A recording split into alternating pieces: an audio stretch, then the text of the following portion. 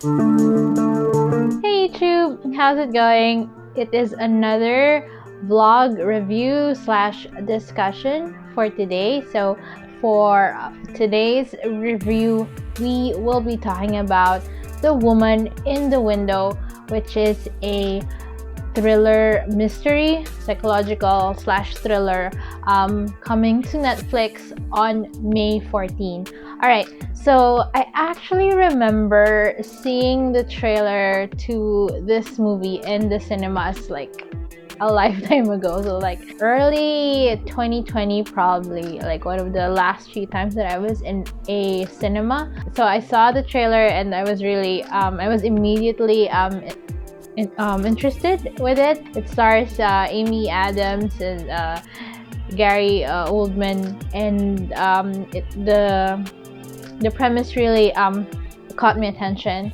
It's actually based on a book, and I'm a bit of a bookworm myself. So when I found out that it was eventually from Fox Studios, Netflix acquired the rights to stream it, so it went to Netflix from Fox Studios. So when I found out that was already going to be streaming soon, I got a copy of the book, thanks to National Bookstore and Shopee.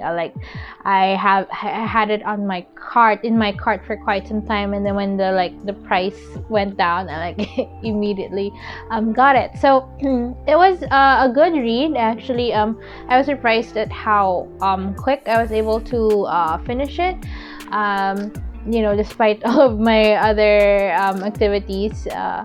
And it's actually written well. It's the use of the words, how the author stringed them together, how the author AJ Finn stringed them together was actually pretty captivating. So I'd like to read a line here that I highlighted.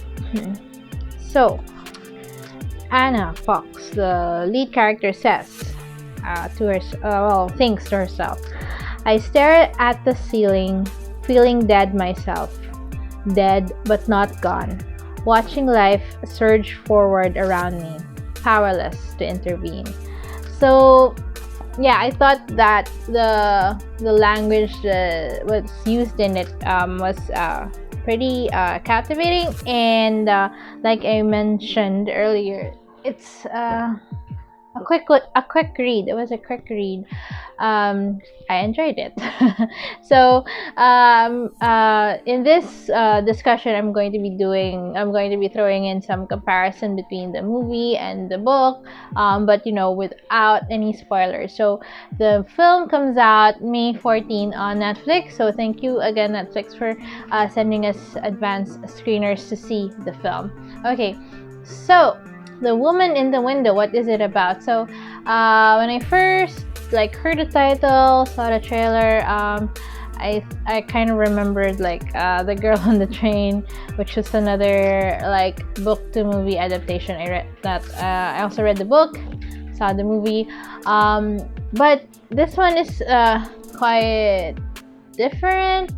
Both characters sort of witness a murder happening, but both characters also are quite unreliable narrators, thanks to a bit of alcohol there.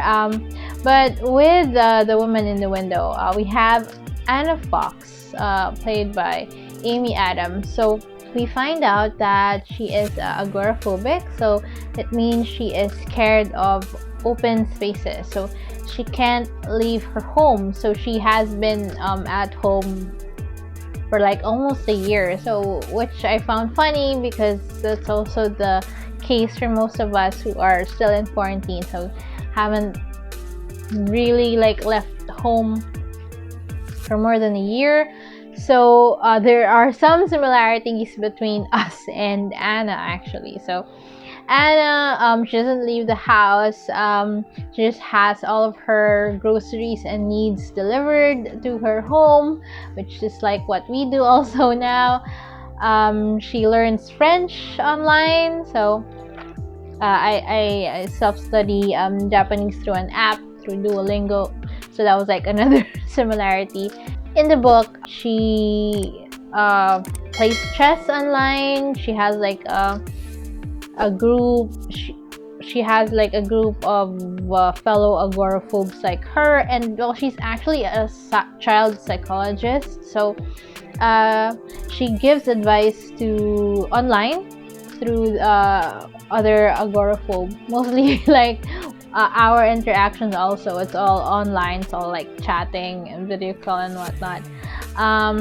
What else? Okay, so Anna is also a big fan of movies. She loves old movies, like old black and white films.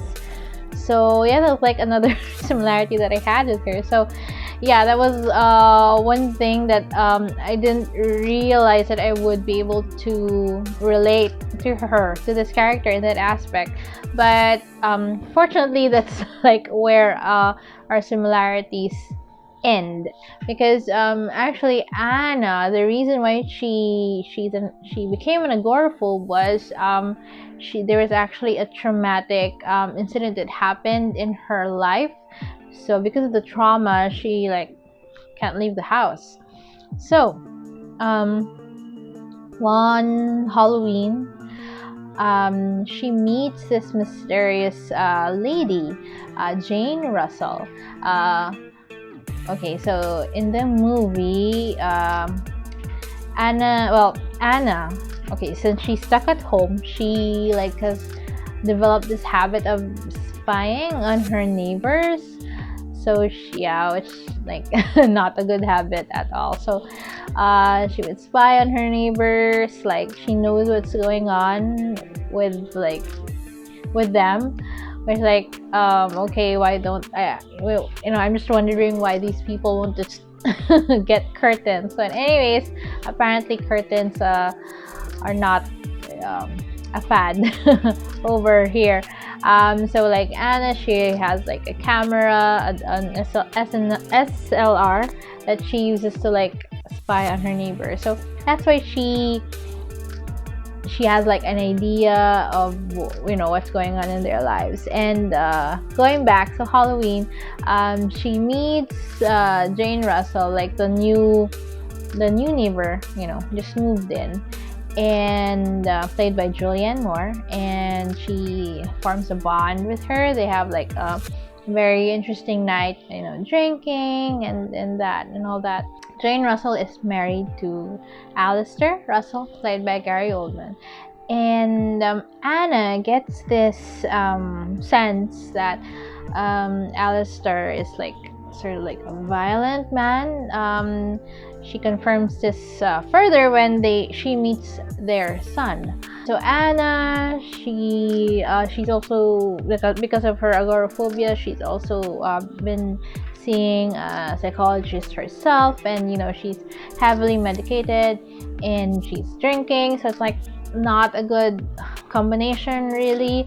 And well, that's what makes her an unreliable narrator, since like in the book it's told from her perspective, so she's an unreliable narrator. And in the movie, she also becomes like an unreliable point of reference.